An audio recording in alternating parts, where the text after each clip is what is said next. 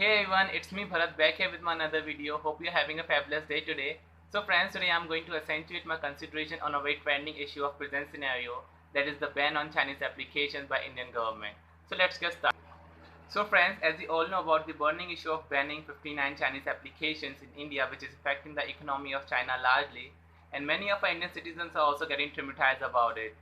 So there were many Chinese applications which were being used in India by millions of users every day, and some of the applications which were predominantly used in India are like TikTok, ShareIt, UC Browser and many more. There were many Indian citizens who were getting addicted of using such applications, especially the TikTok, which is affecting the youth of our nation drastically and by which China was earning millions of dollars annually. And our Ministry of Electronics and Information Technology was keep on making our government aware about the spreading of Chinese products in India for last many years. But this issue was exaggerated after the clash between Indian and Chinese troops at Galwan Valley near line of actual control on June 15, in which our 20 Indian soldiers were martyred.